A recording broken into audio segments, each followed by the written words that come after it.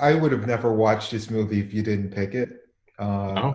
and I can't say I was surprised when I found out it was another Canadian film. So, Yeah, yeah, that's one of my areas of interest. yeah. Hey, if I was from Canada, it would be mine too. So it all makes sense. But The Brood from 1959, a Canadian crime drama slash, I guess, juvenile delinquency film directed Yes, by Julian Rothman. this may seem a bit familiar, but I first heard about Julian Rothman in this book here. I don't know if you're familiar with this book, No, Incredibly Strange Films. And this picture on the cover, do you recognize that by chance? no, I do not. I'm sorry.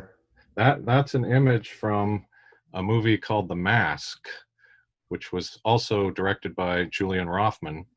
And a friend at university recommended this book to me, and we both agreed that this image looked really cool, and we wanted to see this movie. And it's actually shot partially in 3D, which was one of the things that made it sound really interesting. So I spent years trying to get hold of The Mask, and the Bloody Brood is actually mentioned in the back of this book. There's a little paragraph about Julian Rothman, and it basically says that he only directed two movies, The Bloody Brood and The Mask. That's not entirely true because he did actually do some shorts and some documentaries and stuff like that, but he primarily became a producer. And I once was talking to a guy who ran a theater, and he was telling me that he had met Julian Rothman, and the guy was a real character. He was a real sort of typical cliched cigar chomping producer, if you know what I mean. And this person said it's a shame that nobody made a documentary about him while he was still alive, because he was a really interesting guy. But anyway, he produced some other films, and these are the two features that he directed, and The Bloody Brood is the first one. So when I stumbled upon a copy years later, I saw his name and I went, oh, that's Julian Rothman. I've got to buy this. And so that's how I wound up with this this DVD of the movie here in my collection. Um, so yes, Julian Rothman. He's one of the sort of pioneers of English Canadian filmmaking, and certainly in the more exploitation or horror field. But he was making these movies at a time when it was virtually impossible in English Canada to get a feature film made, and also get it distributed or get it shown in theaters, because for some strange reason, in the U.S., the government passed a law in 1948 which forbid the Hollywood studios from owning theaters in the U.S. They had to sell off all their theaters because it was considered a A Monopoly? vertical monopoly. Yeah. Yeah. Well, that's interesting because in Canada that rule didn't apply, right? Because that was an American rule. So apparently, most of the major theaters were owned by the Hollywood studios in Canada, and so they weren't too interested in showing independent Canadian films. They had no vested interest in that. So for Canadian films to get distributed, they generally had to find an American distributor. And that's how most Canadian films were seen in Canada. They were funneled through an American company. So Julian Rothman was making these movies really at a time when there was no English Canadian cinema. There was French Canadian. They were okay in Quebec, but for some reason, English Canada did not have much in the way of feature films. They did eventually pass rules that said television required Canadian content. So most of the Canadian producers went into television. But feature films, there wasn't much prior to about 1970. It makes sense that it's such a low budget movie as well, because obviously if you're going through all those hoops, funding is going to be difficult. And you don't want to overinvest in something that may not bring back a lot of profit. So But I found this movie pretty interesting. I I was completely wrong about what the premise was going to be during the setup of the movie, because you have the lead character played by Peter Falk and his sidekick, Francis, who's a filmmaker. And the premise is basically there are these beatniks hanging out in like the stereotypical, I guess, like coffee shop or whatever, it's like bar. But someone happens to die, and it's by pure coincidence that they're there.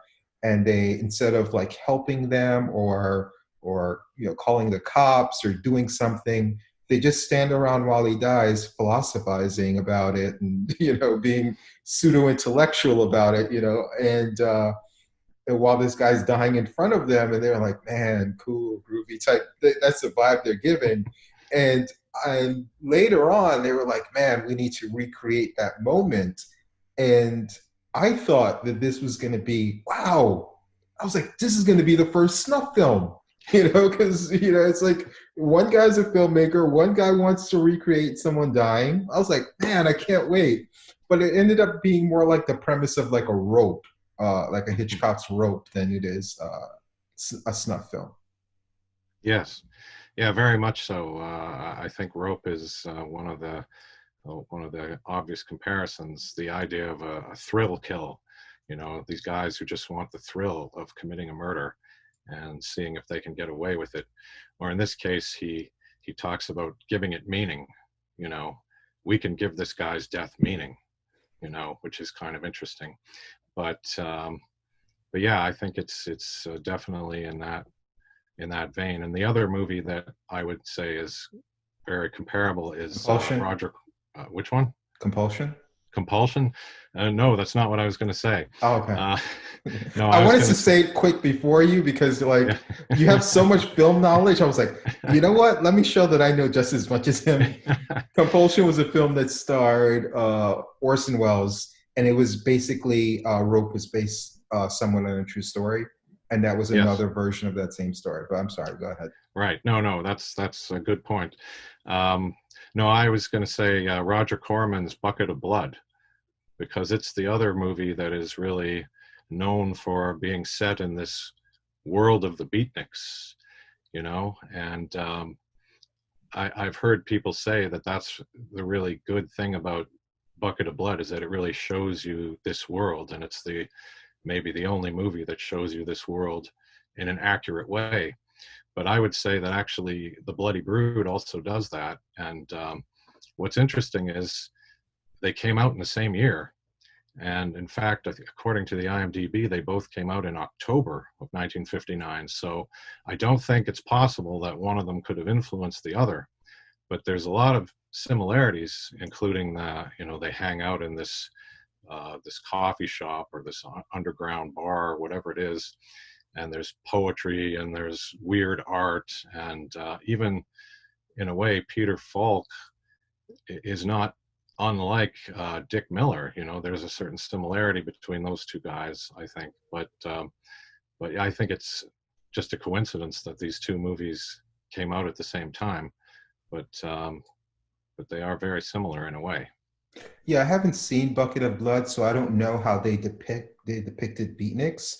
But I guess for those who aren't aware of beatnik or beatnik culture, it was, I guess, from like the late 40s to the mid 60s, and it was just basically anti everything established, anti materialism, anti capitalism, anti culture. Uh, the people in those groups were very much into like poetry and beating drums and jazz music and weed and drugs, and uh, I would say more so existentialism is the vibe I get. But these guys, the killers, are more, I guess, more nihilistic, because I don't see like how killing people is any way existential or exploring the mind at all. That's just, I think that goes against that particular philosophy. And I don't know how Bucket of Blood treats beatniks. But even though I think this, what was really interesting to me about this movie is once you get past the premise, uh, and they decide, hey, we're going to kill somebody, they kill them. A lot of that killing stuff happens off screen, and you don't even know much about the Peter Falk character until late in the movie. So most of the movie is this guy, the brother of the guy that's killed, trying to find him, but there's not even a lot of time spent on the investigation. It seems like all this is a setup just to introduce us to the world of beatniks. And our lead character going through that world is just uh, our eyes seeing the world of the beatniks. And even though if I didn't know anything about beatniks, this would be a great tutorial on like what beatnik culture was. But at the same time, I think it looks down on them. It's almost saying like, hey, look at these pseudo intellectual idiots, like how stupid this culture is. But at the same time, it's a good window into what the culture is, despite looking down on them. It's a weird duality. What did you think of that exploration of it? Yeah, I think they tread that line very well. Like you can definitely take it as a criticism or poking fun in a way, like some of the really bad poetry that gets recited, or some of the crazy music. But but at the same time, they seem like human beings, and some of them even have day jobs, which is really interesting because the lifestyle kind of suggests that you reject all of that. You're not part of the regular system. You stay up all night and you do intellectual things and you create art. But I think that we find out later that the lead actress, the character, has a day job, and the guy is surprised, and she says, well, I've got to eat, and so I think it's sort of, it But is. isn't she a way rejecting the beatnik culture to a certain degree by the time the movie ends? Oh yeah, I think so. I think she is. I think that's her journey, because she's got some kind of problem with her parents, it sounds Mhm. like, and she's sort of trying to reject their world and their values, and she enters the world of Which the is beatniks. how like you would enter the beatnik culture, or just like any I guess this is where the juvenile delinquency thing comes in, because in most Mhm. juvenile delinquency films, that's how they kind of, that's the premise of it, is like, here you have this good girl or good boy, and they want to reject their parents or leave home, and then they enter gangs, in this case beatniks, and like whatever like group that's going to turn your kids bad, they enter it because of they reject those things, and their journey is to then reject the gangs, or in this case like the beatniks, and then find a better way, because this thing is just for losers, and it ends in kind of like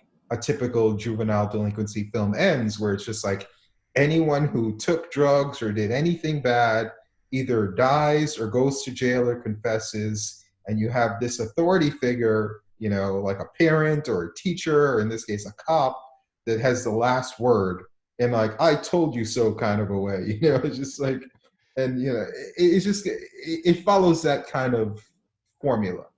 Yeah, yeah, definitely, definitely. And I think it's interesting because talking about the structure of the film, Peter Falk, of course, went on to become really famous as Columbo. And I don't know Columbo really well, but I've watched it a few times, and the format seems to be that at first we see the criminals committing the crime, and then at some point later, Columbo shows up, and he sort of comes in and out of the story and eventually unravels the mystery. But we as an audience kind of know everything. We know what's happened. We know who the bad guys are.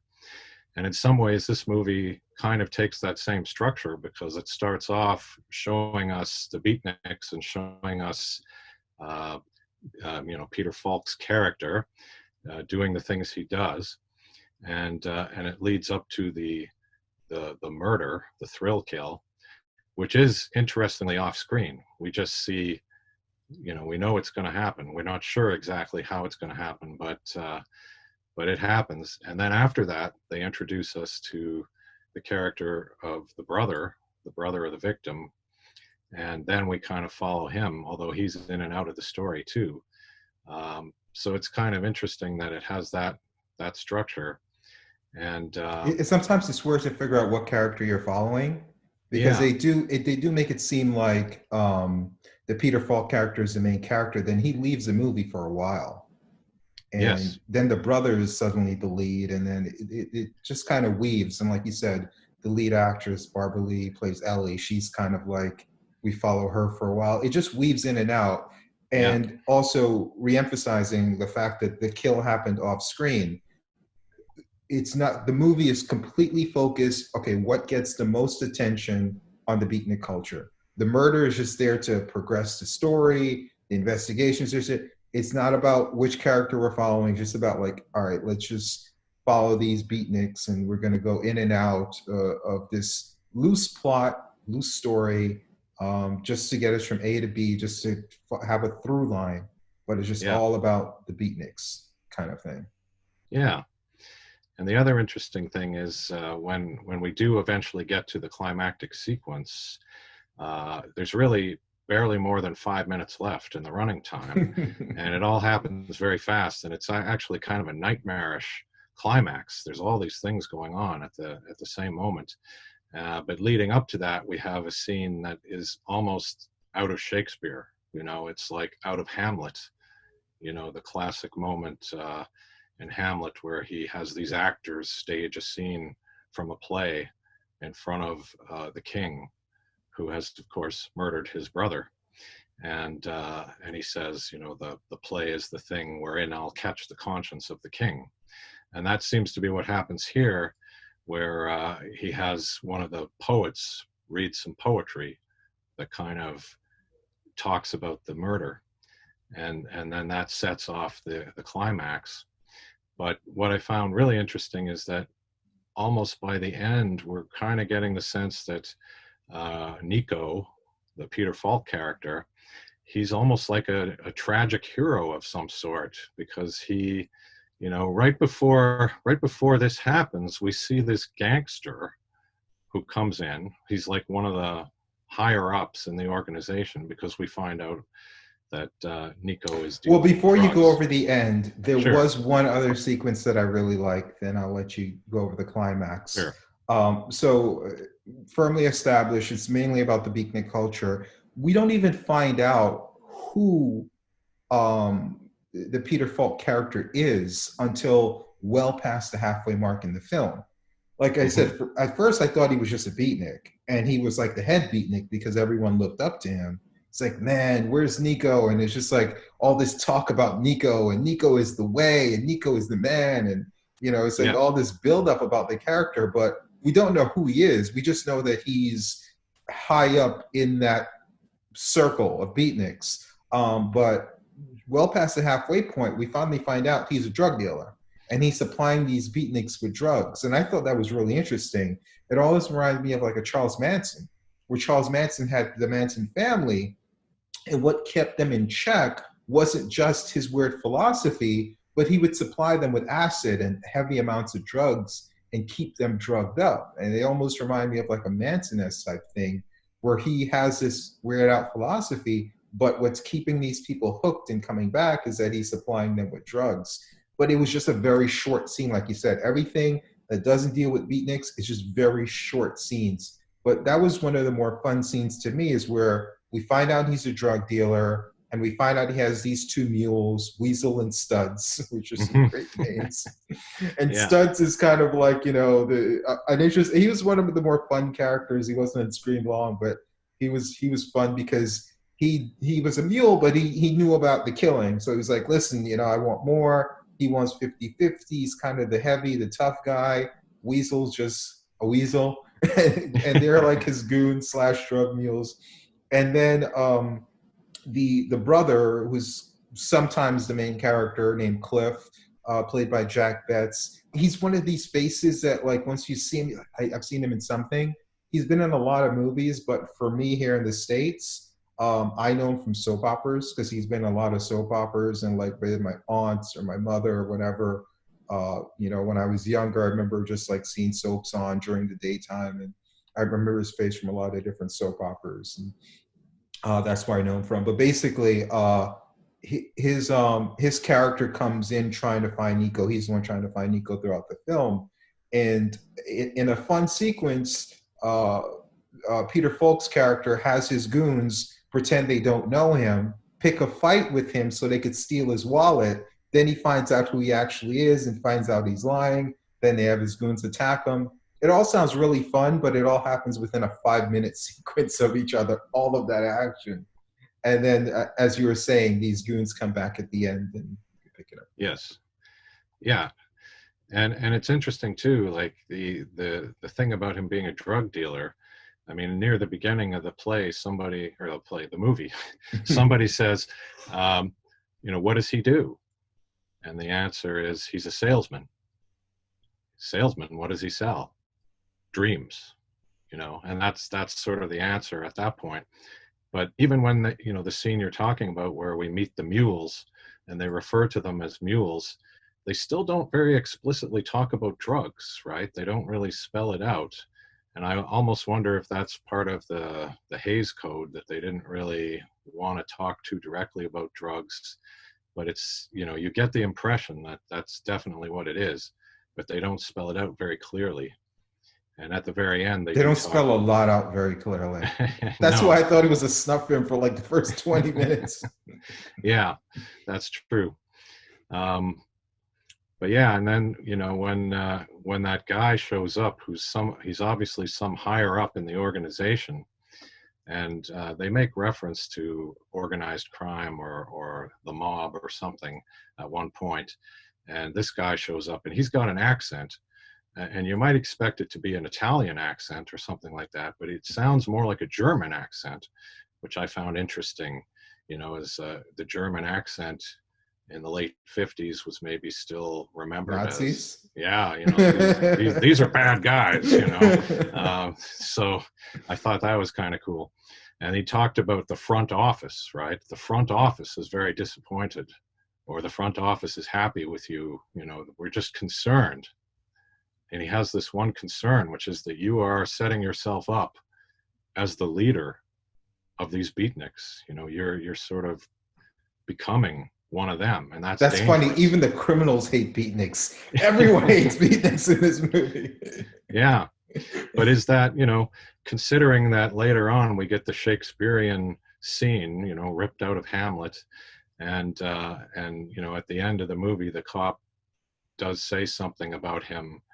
And he says, one thing's for sure, I don't think he thought he would wind up like this, or something like that. And it's very, it's like the tragic final line or something. Is he in some ways a tragic hero who made the mistake of thinking he could be one of the beatniks and trying to be more than he was, or something strange like that? I don't think it fully is developed if that was part of it, but it almost starts to feel that way just at the very end of the movie when they introduce this, we think this is dangerous, you're becoming one of the beatniks.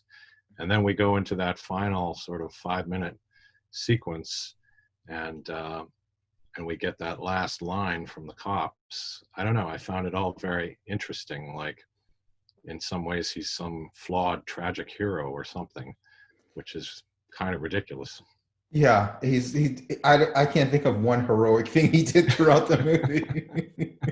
No, not at all. Yeah, it definitely tried to make it out to be tragic, but I kind of viewed it as, I get in the lens of juvenile delinquency, where it's just more like, hey, you kids, don't do this, or this will happen to you, or this is who you think your hero is. He's just some tragic, flawed guy. He's not anyway heroic, or something like that, to that effect. Yeah, and in a way, that's maybe the scene that's missing. Is we should have seen the entire group of beatniks realizing that this guy is a phony. Like, that might have been too over the top, but that would have been great. Is if all the beatniks came out like when he was killed, and they all like dispersed and went home. They reject him, like, we thought he was one of us, but it turns out he was just here to sell us drugs, Have you ever seen the movie Angels with Dirty Faces? Yes, I have, yes. It stars my favorite actor of all time, James Cagney, And one of my other favorite actors, I think, is also in there. I think Humphrey Bogart was also in there. He played the heavy in that. But basically, Cagney was a hero, but also a criminal. And his best friend as a kid. It's one of those tropes that I don't know if that movie started it, where it's just like two knucklehead kids committing crimes when they were really young. They're running from the cops. One gets caught, goes to jail, lives one life. One gets away and then changes his life for the better. And then the movie kind of picks up like when the other one gets out of jail. Like that setup has been in a lot of different movies. I'm not sure if that started it, but basically the one that went straight and straight path, straight and narrow path, or whatever that phrase is called. He tells Cagney's character, listen, like you're gonna die in the electric chair, but if you die a hero, these kids will never change because they're gonna look at the criminal way as being the best way. But if you die a coward, and then it's gonna say, hey, like we shouldn't follow this guy anymore. And it was always ambiguous how he played it, Cagney. Even Cagney said like he was kind of like shades of gray in how he played the character, but basically, when he died. They kind of viewed him as like, man, he was a coward. And then the kids all went the straight path, and they all gave up crime. And you're right, this could have been somewhat similar to that ending, where it's just like, all right, this guy died, in an alley as a coward, and let's all like, go to straight path or something like that. Yeah. And even in the Nightmarish Climax that I was referring to, where we've got first of all, the girl is being threatened, and then the hero bursts in through one door, and at the same moment the two thugs burst in from the other door, and there's this huge fight that goes on. And one of the most interesting things in that sequence is that when our hero starts beating on Nico, Ellie, the girl, gets really upset about it, and she's like, no, stop, don't hurt him, and even though he was about to kill her, right? Yeah. So she's still sort He of was about to inject her, overdose her with drugs. yeah, so she's still like worships him or loves him or something, she's still under his spell even in that moment. Yeah. It's like with Dracula, kill Dracula, and then everyone will be dispersed from his spell. Yeah, you're right. That's right. To the end, she wanted him to live. Yeah.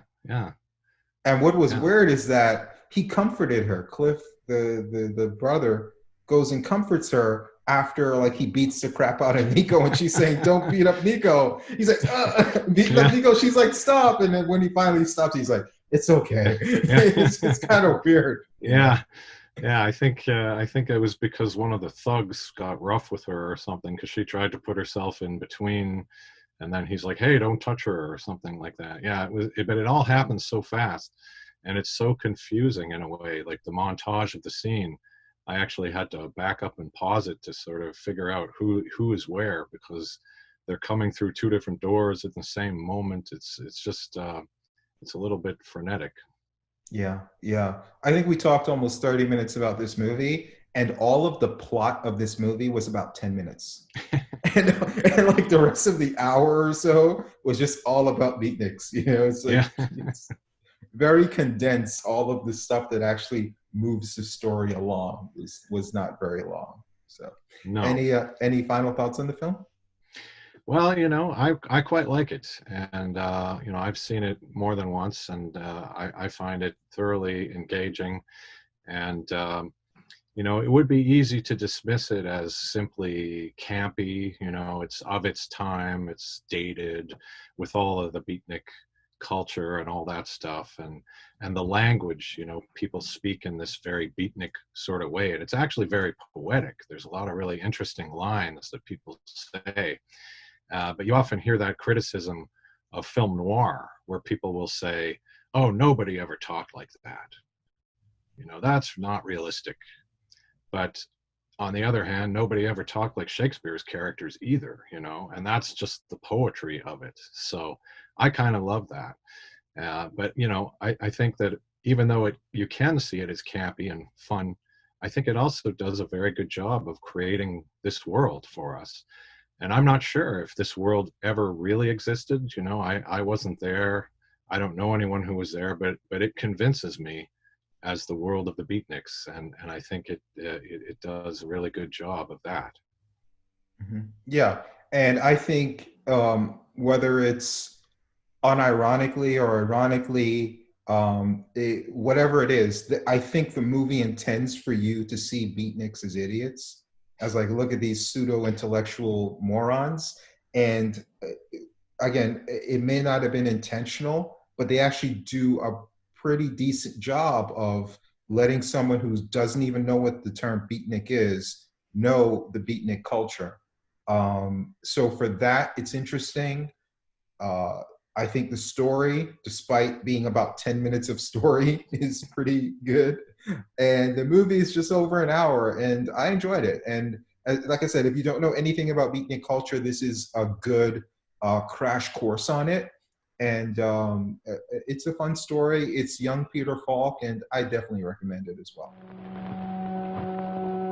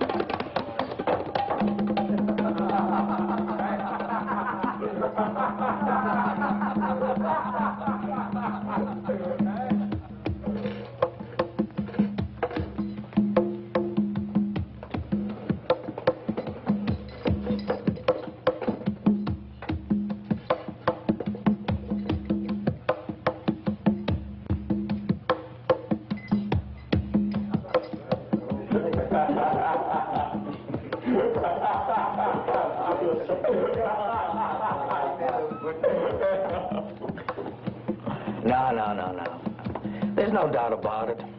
The world's falling apart, and they call it progress. First, they spend millions developing toothpaste to stop cavities, and then they spend billions on bigger and better ways to blow us to bits. Leave it to the eggheads. They won't rest till they've cooked up a super mushroom cloud to end everything. You dig that, Nico? He's an egghead himself. It's a living. It's a seduction. Don't gas up a storm, boys. We hide down here, we'll be safe. But your philosopher's mind breaking it up for tonight. I never close up the joint. I got a home. But the pad isn't paid for, Louis. You need us. Learn from him, Louis. Pull up a chair. It's free, man. Something your money can't buy. A big chair? Diogenes comes to Nico because he's found the only honest man. Yes or no? Yes. That's a wise answer, Diogenes. Give me $1.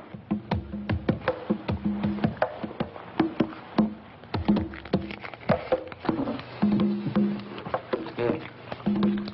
Buy yourself a lantern. Yes. Well, there you have it. Now, the world falls apart on page 1. They put it together again on the sport page. I need something to drown the pain.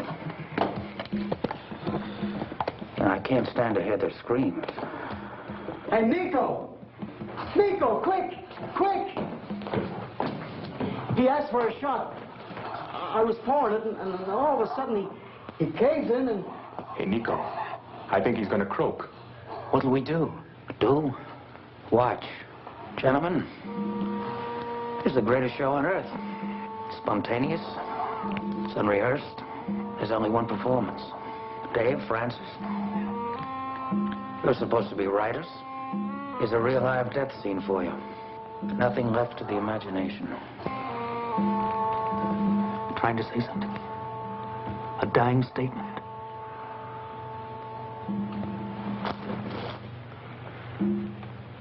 Too late. He came in every night, and we never knew his name. No name. Not even a number. That makes him a perfect square. Now there's one less in the world. Well, gentlemen, did he die or was he murdered by life? If the old man could tell us, I think I'd send him flowers.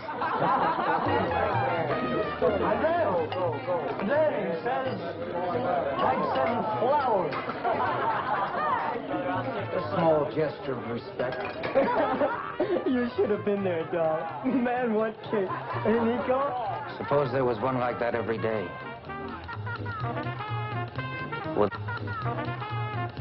Wouldn't that be something? Yeah, sure, only how you gonna get kicks like that every day? A verse. Listen, everyone. Wake up, will you, man? You're bugging the tom-toms.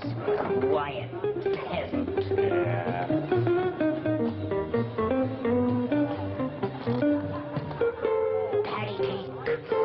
Patty cake. Puzzle for squares. Why take a plane trip to fly through the air?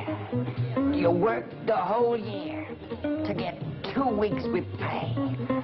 So get with it, cats, and you'll fly every day. Oh, cornball.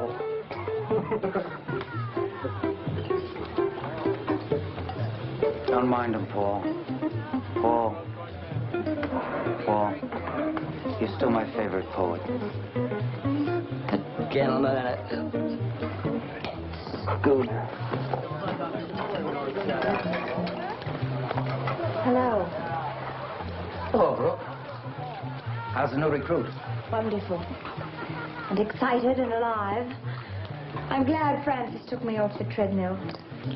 I think you're beginning to dig the scene. I'm digging lots of things now. For instance, it is possible to live your life the way you want. The most important day of the year is Mother's Day. You're getting a bit too, eh? Like what all she's done for you. You ought to show more respect and all that kind of jazz. You know what I always say? Who needs a mother? I've been born. He's tuned in. He can learn from Dave. What about learning from Nico? Fish.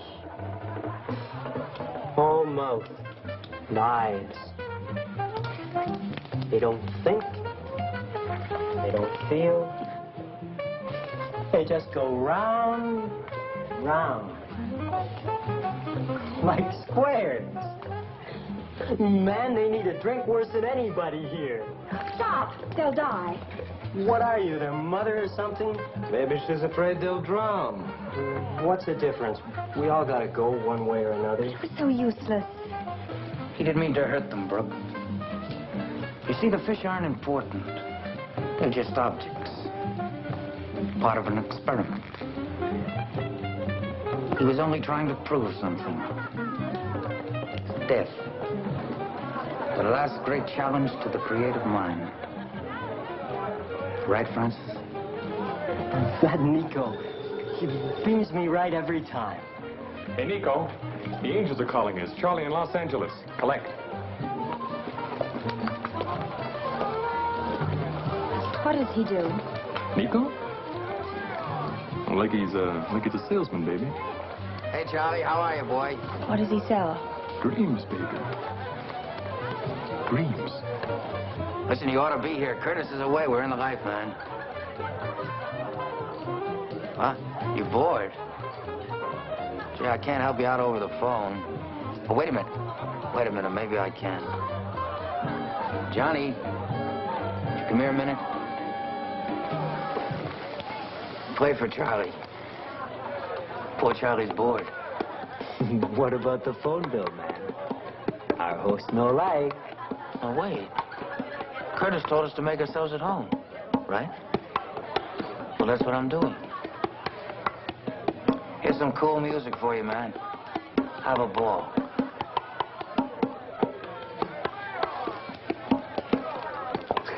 $5 a minute. Hey, man, this is Kicks. Dave and his idea of kicks. Yeah.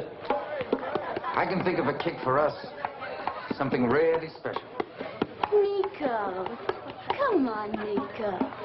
Dance with me. Not now, sweetheart. We're planning a murder.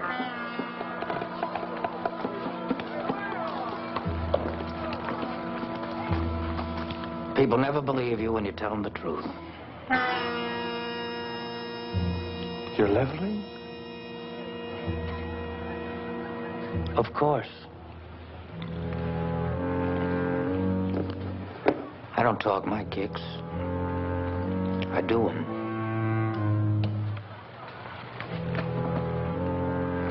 I haven't misjudged you, have I, Francis? No.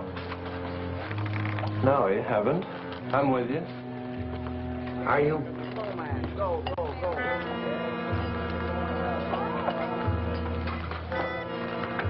Not everybody can appreciate an intellectual kick like this. I can appreciate anything you can appreciate. Dave only killed a fish. That's nothing. Means nothing. But this is... I've been thinking about it, Francis. I can't get it out of my mind. That old man last night died for nothing. We can give death real meaning. Decide who dies and when. Now, you're in TV. You're a bright young director. You make dreams come true for people in gray flannel suits.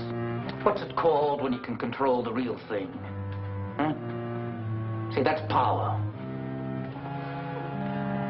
That's being somebody. You make it all sound so simple. Better get with it, man. You'll never direct anything bigger. How's it going, Daddy?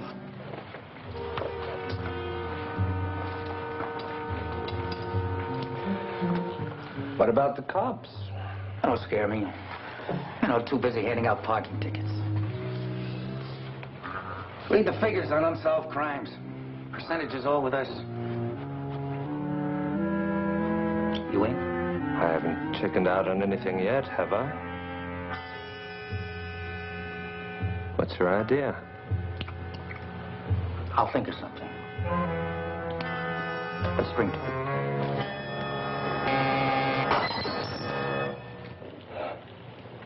See what that is. I'll take care of this.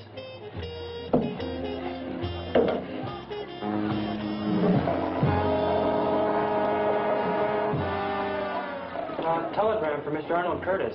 Oh, he's out of town. Oh, I can come back later. Well, he won't be here. He's gone for a week. Francis. Anybody who knocks tonight is a guest. Come on in. The more the merrier. Oh, gee, I don't know. Come on. Have a Coke, a sandwich. It'll do you good. No, that's nice of you, mister, but company rules, so... What's your name, son? Roy.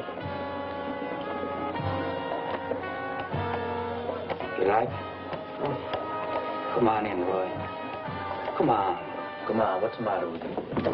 After all, only live once.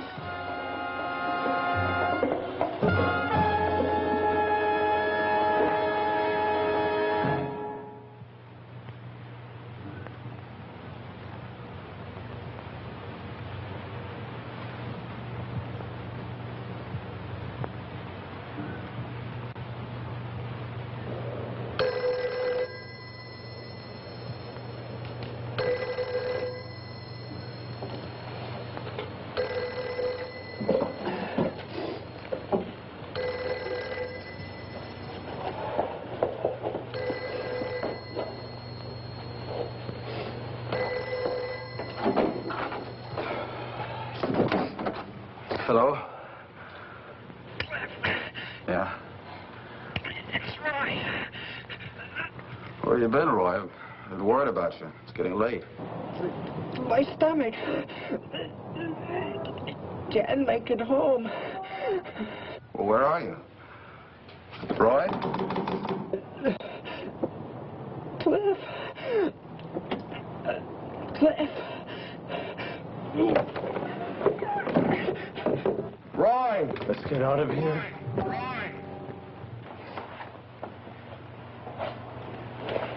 Why don't you go upstairs and grab a coffee? I'll wait for the report. That's a cop's job. No, that's all right. I have to find out anyway.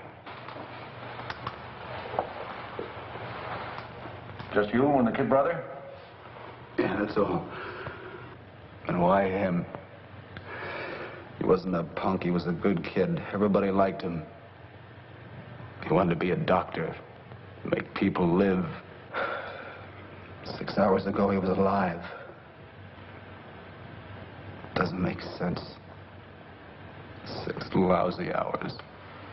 Hemorrhage. Perforations of the upper and lower intestine.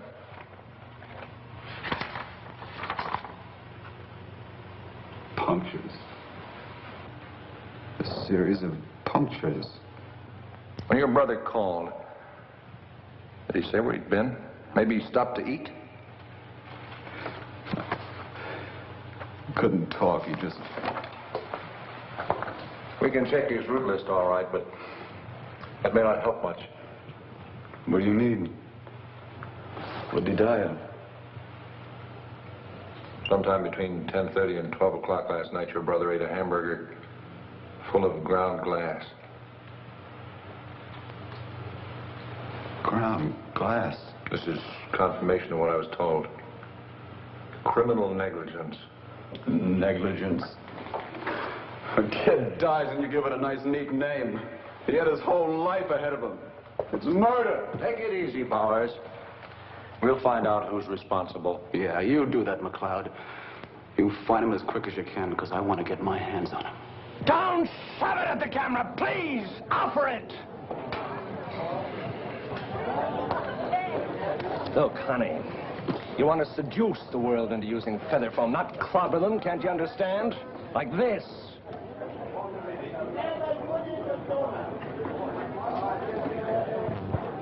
Oh, no, no, no. She couldn't seduce a gorilla. Forget it, forget the whole thing. My ulcer won't take it. Get rid of her and send in the other girl, the blonde. She doesn't have this girl's look. Now, look, am I going to have trouble with you, too? Send in the blonde. Take 10, everybody. It's impossible today. Why didn't you run along? We'll have something for you next week.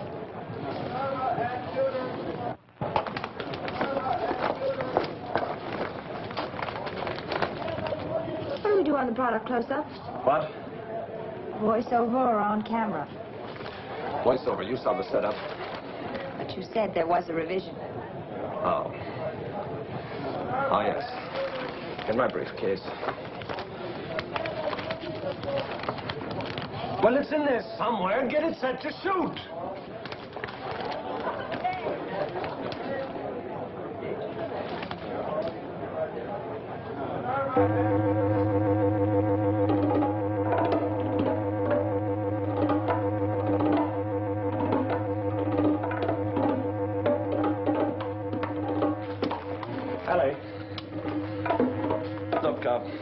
Why don't you shoot the close-up you've got the revision? I'm not feeling very well. I think I'll take the rest of the afternoon off. Oh, I'm sorry, Francis. Anything I can do? No, it's my ulcers. Nothing's gone right today. First the hassle with a stupid account exec, now this. I'll be okay tomorrow. Telemodel, 10 o'clock. That's all here, so what's the point? Are you flipped or something? It says the police are conducting... Police. So what? Play it cool, will you? Got nothing to go on. Huh? No clues, no motives. Besides, who cares? Come on, let me see you smile. Smile. Come on, smile. That's right.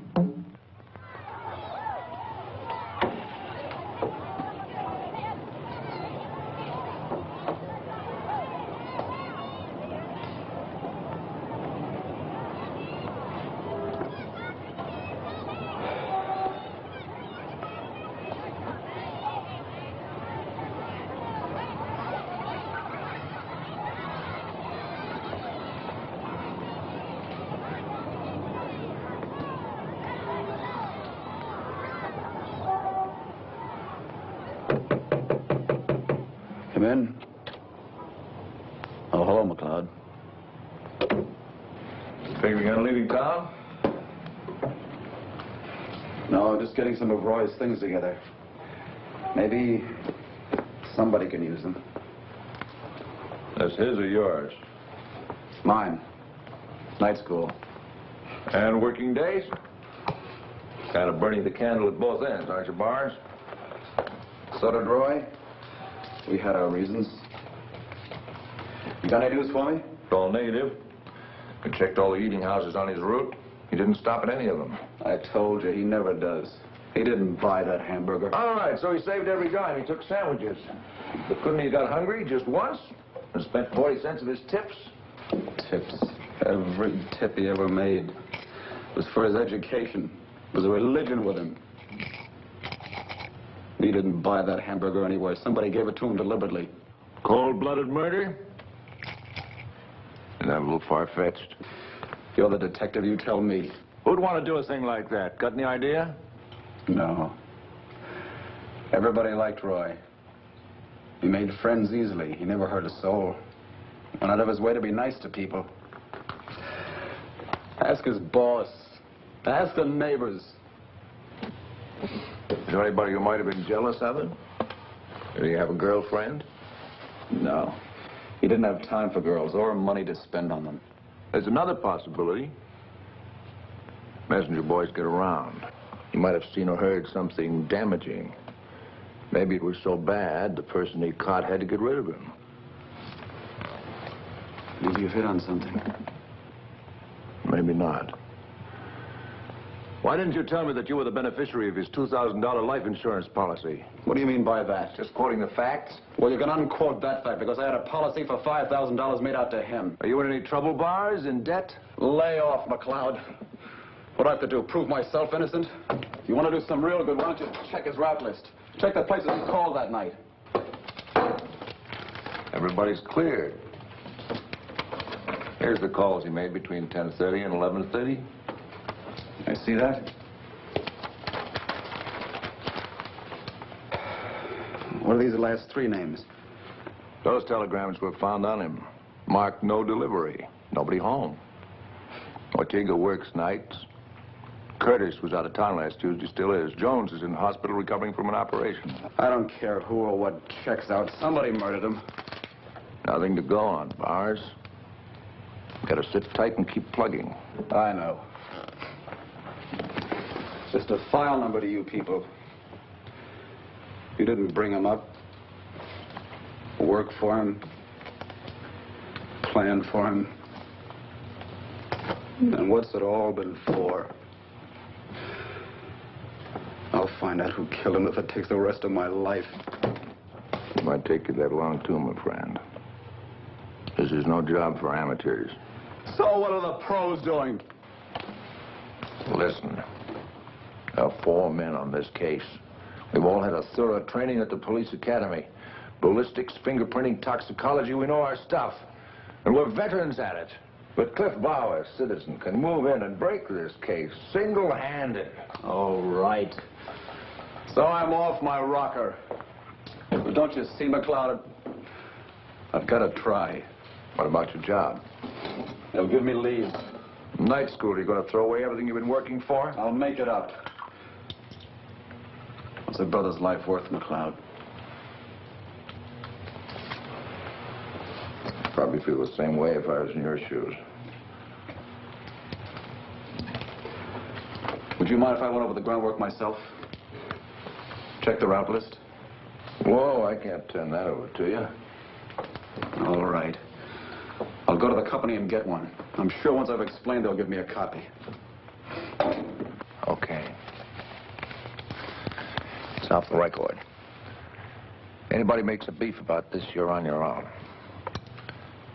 Only remember, when you check these people, you can't pressure them. You're not acting in any official capacity. They don't even have to talk to you. And if a man slams the door in your face, it doesn't make him a prime suspect. Okay. Keep your eyes and ears peeled for any little out-of-the-ordinary things that don't quite add up. You smell pipe smoke, and the lady says she's alone. A cheap rooming house, and the guy wears custom-made suits. Discrepancies. You get the idea? Yeah.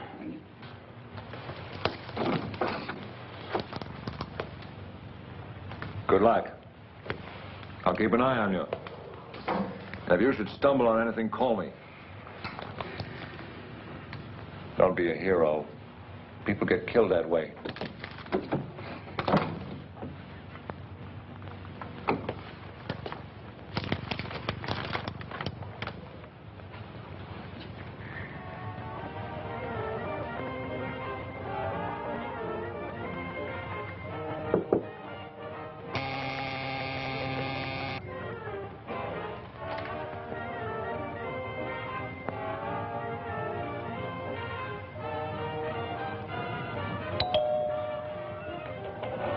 Pardon me. If it's for sale, I don't want any. If it's for free, I'll take two. I'm looking for Mr. Curtis. Well, he's out of town. Look, I did this bit all day yesterday. You with the police? They're sending in a second team now? No. Could you tell me when he's coming back? I don't know. I didn't ask. Why don't you quit bothering people?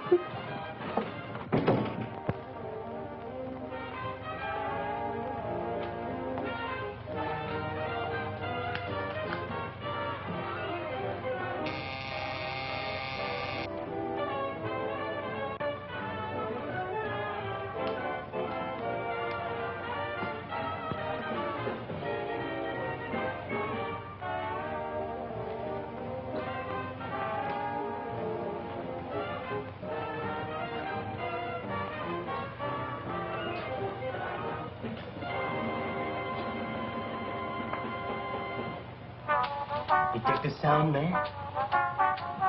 Greatest, no? Yeah. Hey, this Pat swinging tonight? Man, I hope it's as crazy as the last party. Because that was strictly flusin', you know what I mean? These cats must be dead in here. Curtis isn't back yet. Curtis Schmurtis, man. Nico's got the key. You seen Nico? No. I'm waiting for him. Well, maybe he's still spinning down at the digs. Why don't we see? Yeah. What are we hanging around here? Gathering dust for? Let's cut out, man. In the orbit. The lights are blue. The moon is blue. French fried shoes. All the way. Man.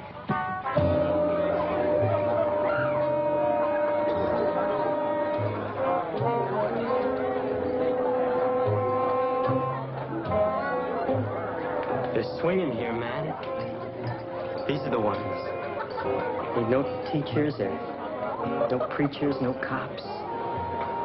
Nobody to stop you from swinging. You like the life? Yeah. Strictly from crazy, huh? Yeah.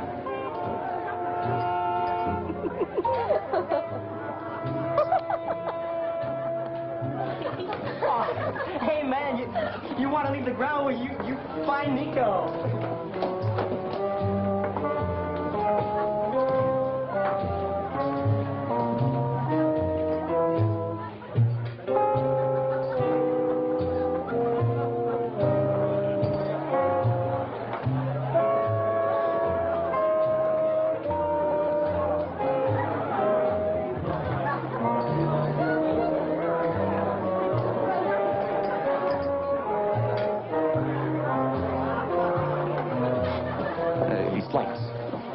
Completely revealing. Scars, moles, the hairs, all the defects, the real you. Life, man. You bloom, you decay. Man, you're really decaying. You know, I've seen better heads on mummies. And Nico would be the first one to agree with me. Sure. Hey, where is Nico, pal? Well, he's everywhere. And he's nowhere. Why don't you ask Francis?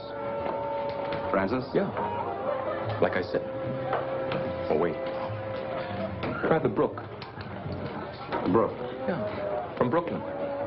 And she babbles.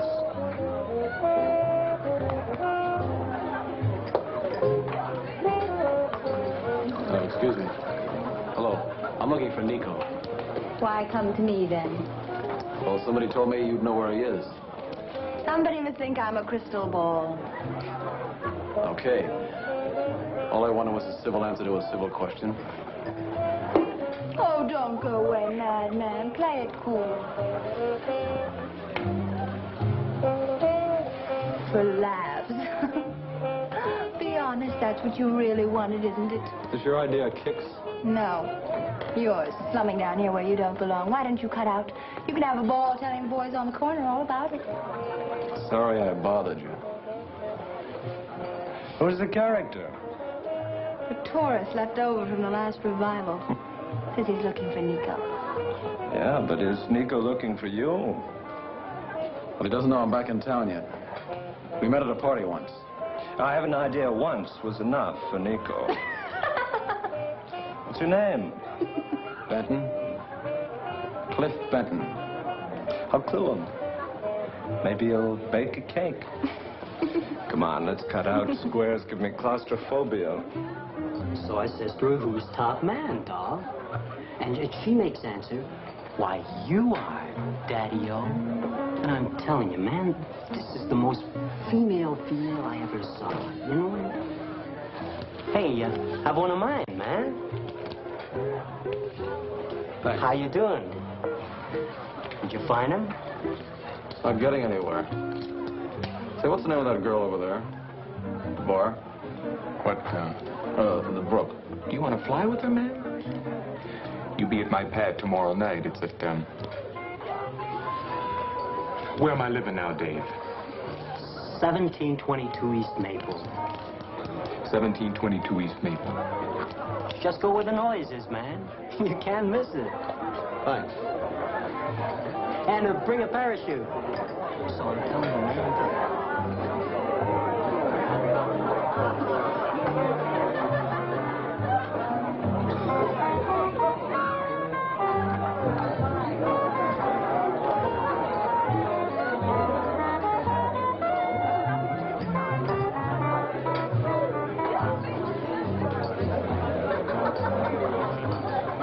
How's my girl? Burned up with neglect. Well, it's business. Whether we wish it or not, society demands that we meet the bills. You know the bit. I ought to. Beamed at me all my life. A man was looking for you. Said his name was Cliff Benton. What do you want? What do they all want, Nico? Perhaps a reason to exist. He depressed me. Could see the drag in his eyes, a 9 to 5er. The whole routine. I know. Blackmailed by convention. Living in a filing cabinet under sucker. But you're through with all that, Ellie. The way we dig the scene, it's bright, dazzling, and exciting. Right?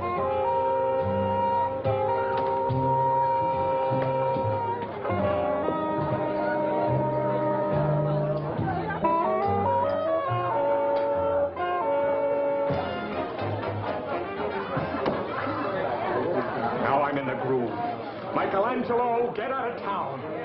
No, hold still, my pet. I'm preserving you for antiquity. What there is to preserve. Stand back a little. Put down the drink. All right, honey, just stand a little further back. Try to watch it. Watch the drink. Down your hand. That's fine, honey. Just stand a little further back, that's all. Throw back your head a little. All right. Up to your arms. Yeah, heathens! You completely wrecked my bid for immortality. No, don't go. Let me immortalize you. You're gonna thank me, doll. What an improvement. What an improvement. I'm gonna do more for you than anything you can find in stores. Ooh, this is gonna start a new trend.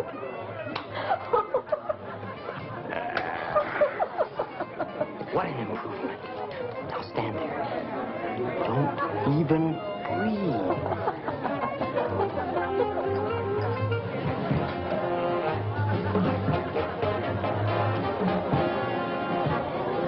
Hey, Judy, get with Weathers, doll. Join the party. Come on. No, Dave, not now. Oh, come on. You said you wanted a light. Well, here it is, baby. Cool weed. Try it. What's this? Come on. All right, leave her alone. Are you all right? You didn't have to pull a Sir Galahad did. I'm fully capable of taking care of myself. It didn't look like it to me. Mind your own business. Now, why don't you cut out and leave me alone? I just want to talk to you for a minute. I don't know why. You don't like the party. You don't like the people. So why did you come here in the first place? Why did you? To get away from that. It's an idiot world, include me out of the insanity. This makes sense. These beats. Only up the wall in a crummy basement. So what's your kicks? Malted milks, picnics in the park. That would depend on the company. Moths are fattening and I hate fresh air. Figures. Sure, figures.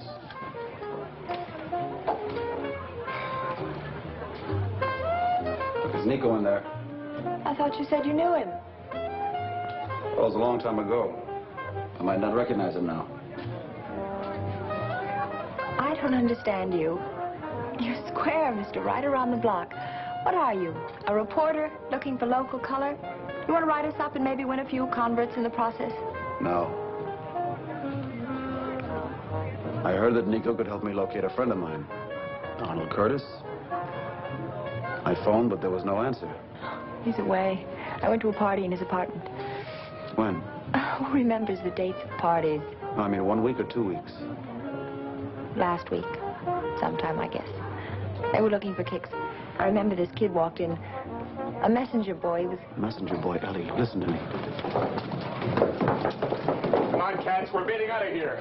What's up? Somebody don't like our shrieks, so we move, that's all. We find Nico, we find a new pad. Nico knows how to make it swing. Come on, doll. Let's get out of here. We find Nico, we find a new pad. Nico knows how to make it swing. It's all there. It's not that I don't trust you, Studs. I'm just guarding against error. This is very good. Very good indeed.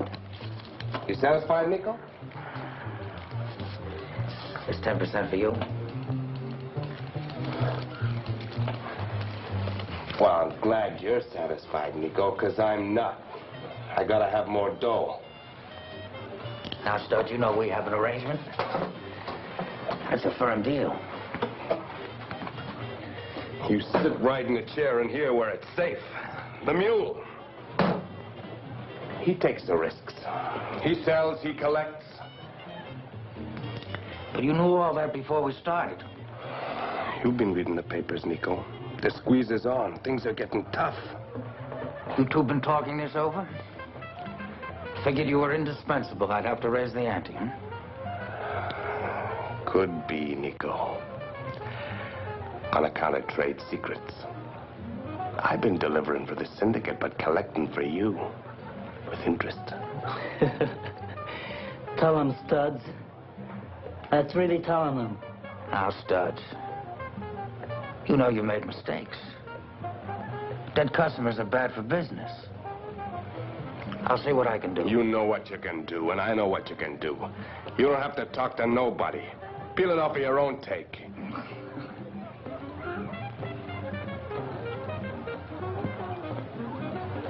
Okay.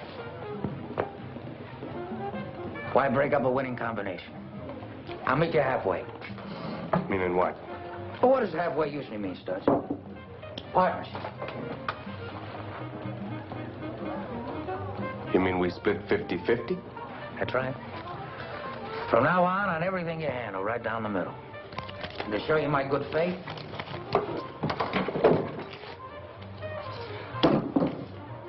We're partners, Studs. We ought to celebrate. With that percentage, I think we ought to get started right away on the new deal. Very well. That's enterprising of you, Studs. Why not? When I'm a partner.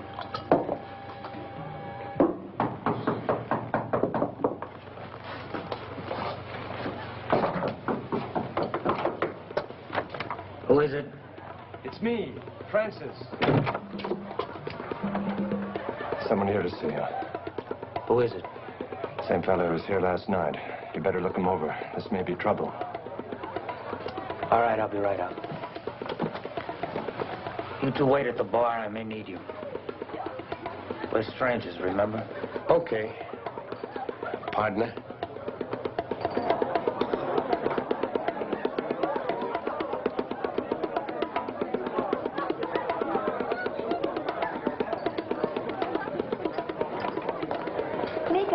You remember Cliff? No, I can't say as I do. We met at a party once. Oh, how you doing, Brooke? Party? What party was that? Arnold Curtis's about 2 or 3 weeks ago. He introduced us. Was that before Arnold left town? Yeah. Yes, that's possible. What did you say your name was? Cliff Benton. Cliff Benton. Benton, of course, yes. Of course. How are you? I'm glad you dropped in. Any friend of Arnie's is a friend of mine. Do you know Mr. Haynes? We've met. Oh, good. Well, sit down. Go ahead, sit down. I'll get you a drink. See maybe if I can do something better than that wine. Thanks.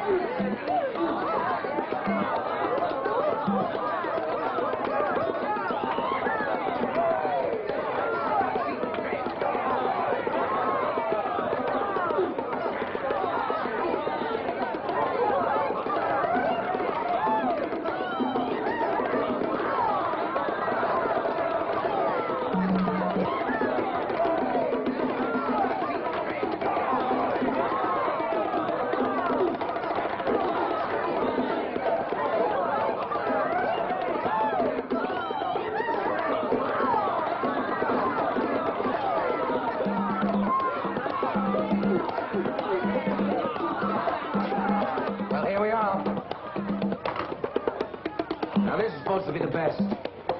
We'll see. Francis? Here's to us.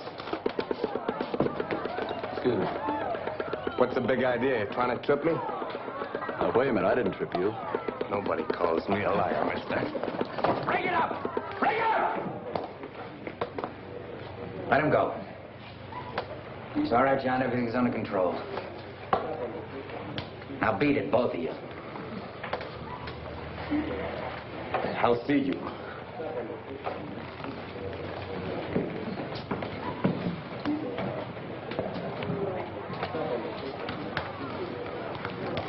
I better see to it that they leave. I'll be right back. Are you all right? Must be part of the floor show. I'm sorry. I don't know who they are.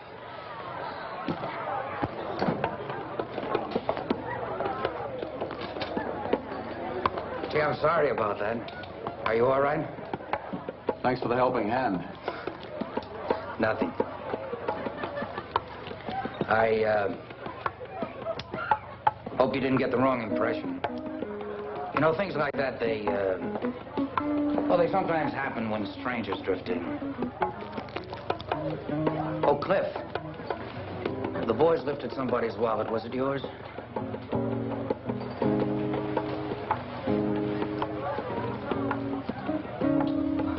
Is this what you want? Oh, thanks. Hey, what's the idea? No, just checking the ID card. What did you say your name was? We told you, Nico. Cliff Benton. Benton? Well, that's curious. Seems to be some kind of a discrepancy. Name here is Bowers. Your friend must be an actor, Ellie. He's got a stage name. Don't call me. I'll call you, Mr. Benton. Bowers.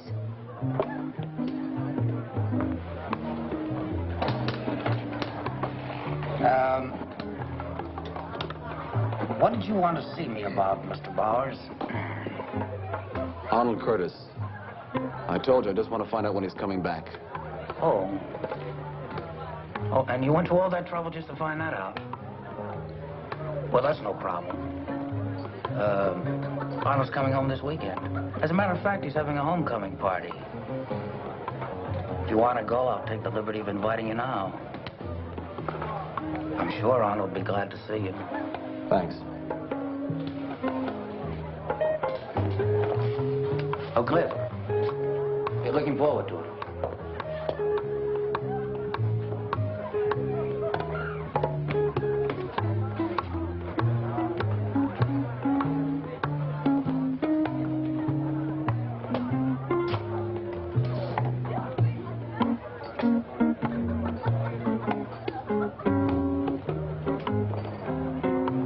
The kid's brother. What are we gonna do?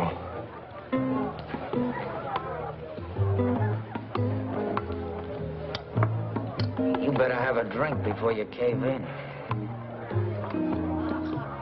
Next time, we pick an orphan. You let him go. Are you crazy? What if he goes to the cops? What if he's been? Don't be stupid. If they had anything definite on us, the cops would have been here long ago. But he's got us hooked up with Curtis's place. How? Answer me. How did he find out? Dumb luck. Oh, dumb. Everybody's dumb but you. Nico, the brain. You and your foolproof ideas. I knew we'd never get away with it. I didn't want to do it in the first place. Listen, you mindless, gutless slob. At the first sign of trouble, you start trying to weasel out. Let me remind you, I didn't feed him that hamburger, you did. It was your idea. If I ever get another idea, you don't stop whimpering. We're going to have to take steps. That's all. No. No, I couldn't.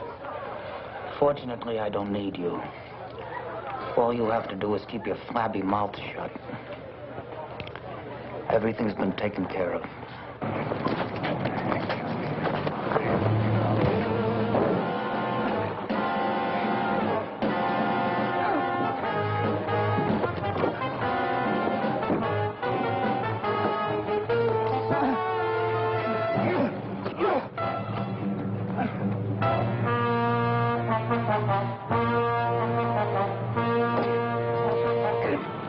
Hold it.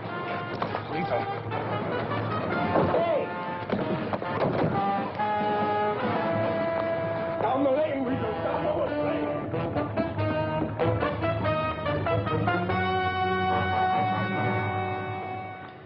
All right. It was the same goons you saw at the digs. What does it prove? It adds up to me, McLeod. They were at the Curtises that night, the whole beat gang. They're mixed up with Roy. They know I know it, and they want to get rid of me. You can't pull the switch on the strength of your theory. Got to have evidence to put people in jail. Well, take him in for questioning. Might save some time if you'd start with Nico. What do we charge him with? He's hepped everything that goes on, isn't he? He's kingpin of the whole gang. All right. Suppose I talk to him. He'll deny any tie-in with the goons that jumped you. He'll point out that he personally pulled them off you the first time they started roughing you up. What do we do? Call him a liar? But I've got a feeling. Not good enough. You can't book anybody on the strength of your feelings, Bowers. What motive can you think of? What possible motive? I don't know. They're crazy. Maybe feed ground glass to a square. Big new kick, man. Better take psychos to do it. I must admit it's a possibility. I'll say it's a possibility. You any idea what goes on with these characters? They think rules are made to be broken. Anything for kicks. McLeod, let's grab them. I'm a cop, not a judge and jury. I can't grab them. I can't even prevent. All I can do is try to apprehend the guilty party after the crime has been committed. Like locking the barn door after the horse has been stolen. Start raking people over the coals for what they think. We'd all be in jail. What you're really trying to say is there's no way to trip this guy up. I'm saying we got to have proof. By the way, I had an interesting tip from the phone company. Somebody phoned Los Angeles last week from the Curtis apartment. They talked for an hour. The night Roy died. That proves it. Proves that Nico was... easy. You're not ready to navigate yet. It proves that someone was in the apartment the day Roy died. If you want to tie this thing on Nico, you got to find witnesses. A witness. Someone who saw him give Roy that hamburger.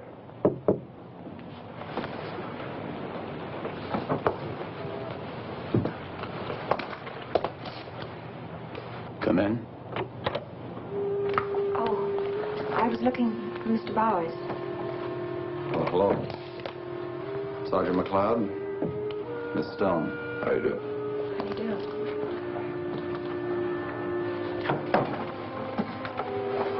I'll be running on. Hope you'll be better, Cliff. I'll be in touch.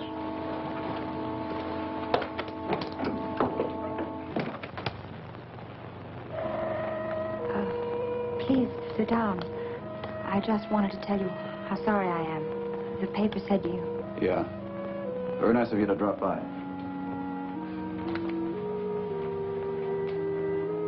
I brought some fruit. Thanks. Very nice of you. I should have had it done up in fancy wrapping, but they just didn't have any. No. It's all right. Please sit down.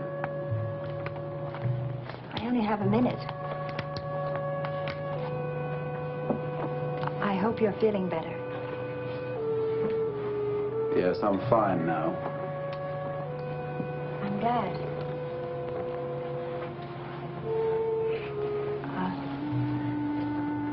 You really ought to do something about this apartment. New rug, maybe a few new lamps. There I go, dressing the set. The apartment has been the least of my worries the past week or so. I'd like to think that your coming here was your own idea. What do you mean? Oh, well, nobody sent me, if that's what you're thinking. I came here on my lunch hour. Lunch hour? Isn't that the thing for squares to do, work for a living? Huh? I have to eat. Yeah, I suppose you do have to eat. And you have to work, too. But I bet you don't like it. I bet you laugh like crazy at all the jerks who are trying to make something of themselves, and for a really big kick, you slip somebody a hamburger full of ground glass. What are you talking about? You don't know? I most certainly do not. Forget it. Must have been that knock on the head. What are you trying to get at? The guys that beat me up in the alley last night are the same guys that picked the fight at the digs, and they're working for Nico, and that's what I'm getting at. Oh. You're wrong. Nico helped you. Nico broke it up and sent them packing. Nico played it that way. Cool. Nico knows that I know he killed my brother. Killed your brother? He fed him a hamburger full of ground glass.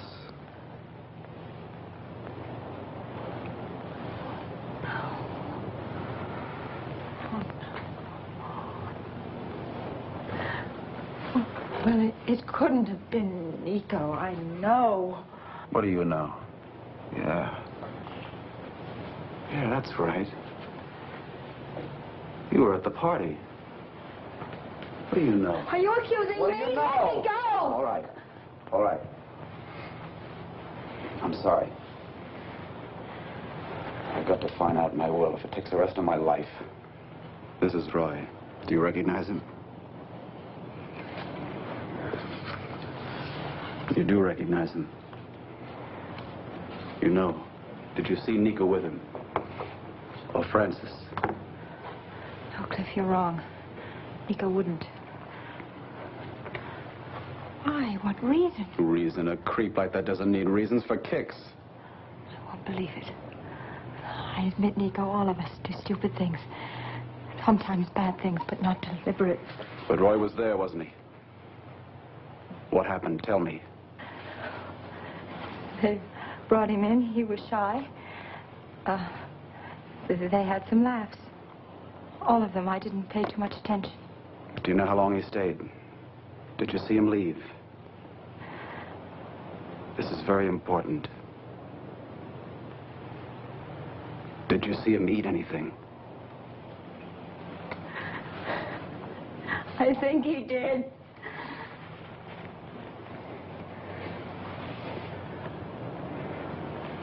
Ellie, will you help me?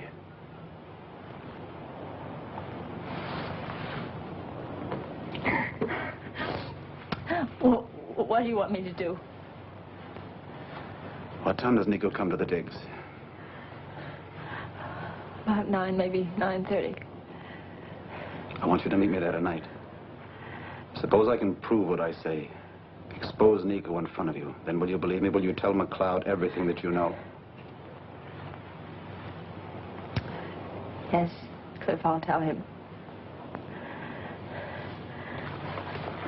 I'd better get back.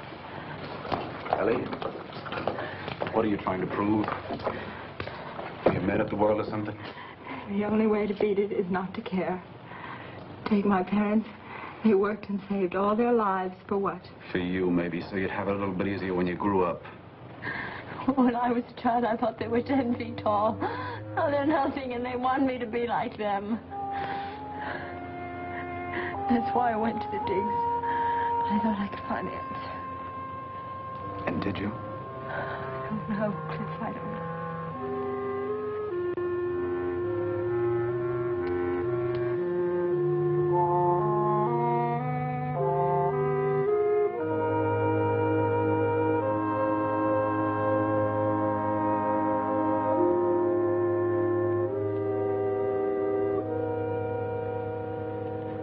Be there tonight.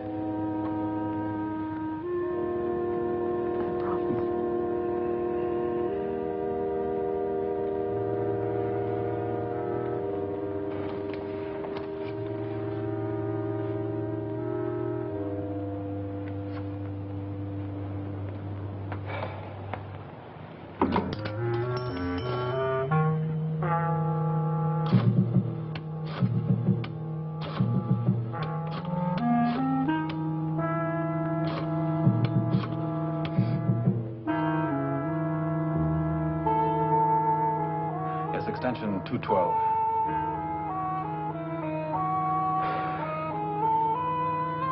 Sergeant McLeod, Cliff Bowers.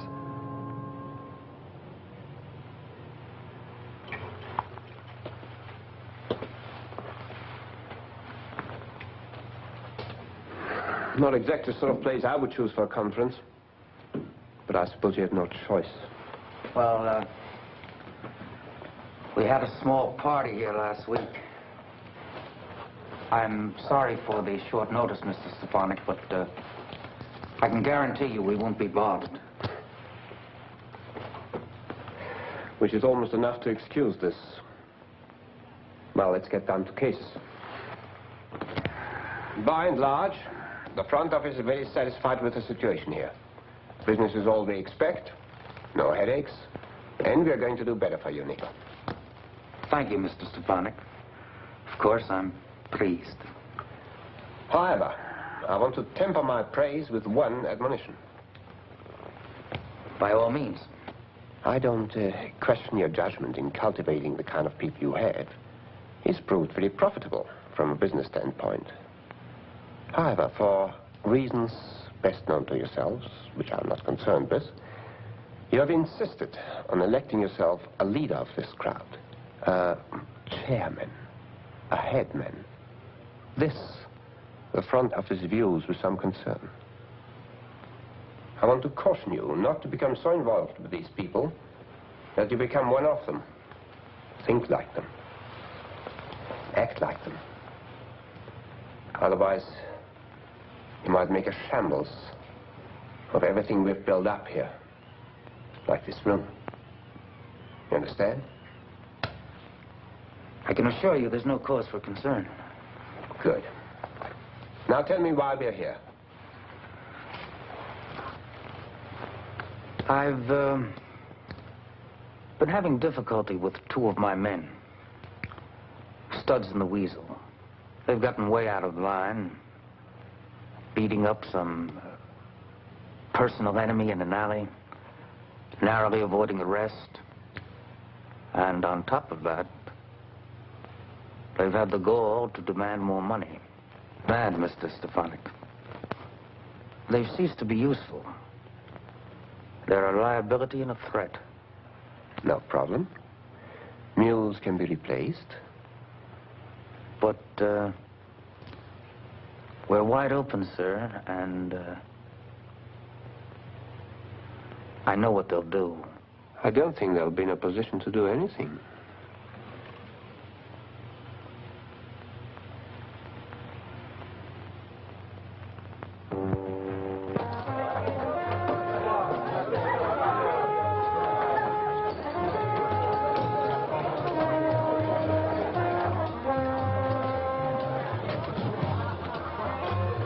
I'm sorry I frightened you. I'm just surprised. I didn't expect you'd be here so early. Something special tonight, brother. Dave wants to throw a party, and he asked me to drop by and organize the guests. Okay? Yes, of course. Fine. We'll be off as soon as the others show up. Don't get lost. It'll be special.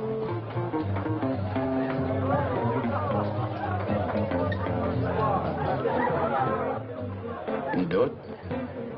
With this encouragement, my friend, I can read anything. Even this.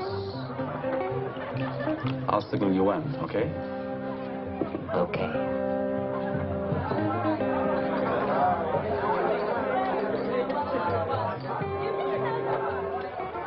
Nico's here, ahead of time.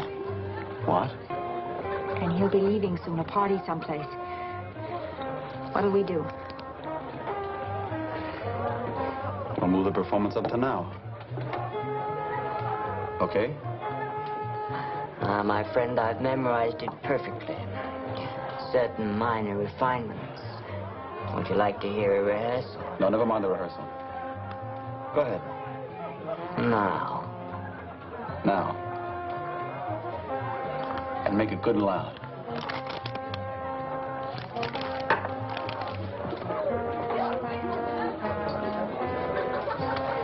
I'll call McLeod. You stay with Nico. Go ahead.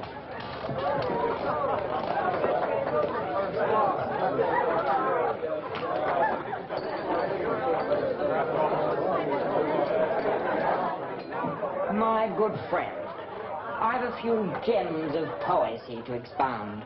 Would you? Cool cats and hot chicks. A recitation. May I have your undiluted attention? Patty cake, puzzle for fools. Some like it hot, some like it cool, some like it lethal, with ground glass and such. Pick a patsy for the caper. No one will miss him much. So dig this message, Daddy. It's for you and all the rest. No one got it until now, because the telegram said, death!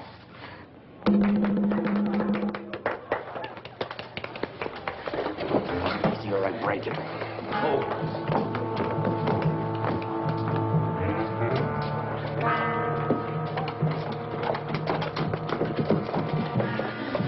Your choice. Look, I gotta make mine. Don't let him. What are you gonna do? Sometimes junkies get careless, make the pup too strong. One kick too much.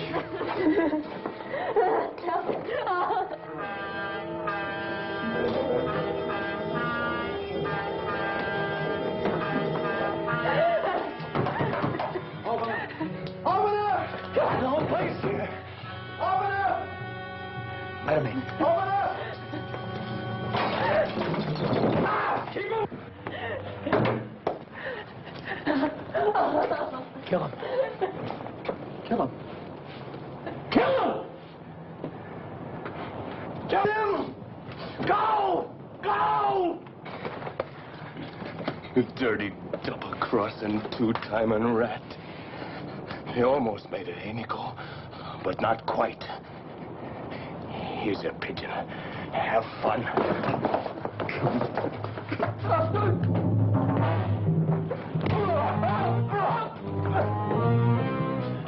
You're leaving, Francis? You think I'm going somewhere?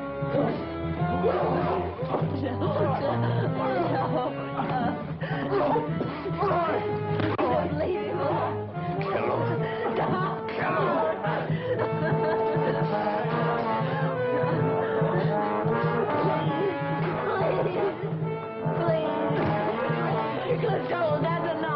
Come on, I'm refereeing this fight, baby.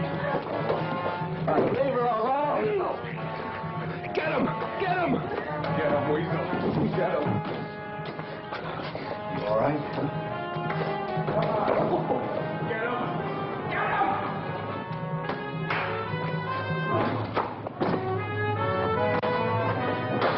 Stop him, Weasel! Stop him!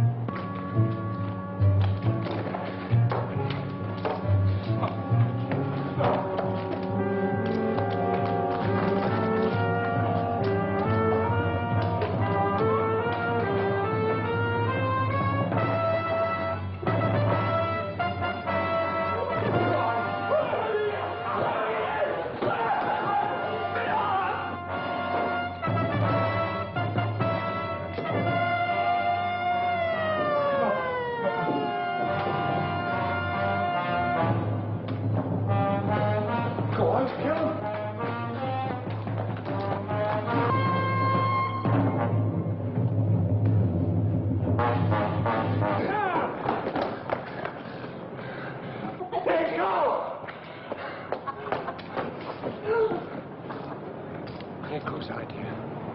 Are you all right? Nico. You kids better slip out this way. We'll wrap this thing up. I'll be in touch. Nico's idea. Whole thing. Nico. He made me do it. It was Nico's idea. He made me do it. It was all his idea. You've got to believe him. It was Nico. All his idea. He made me do it. He made me do it. Nico. Whatever he was, one thing for sure. He never figured he'd end up like this.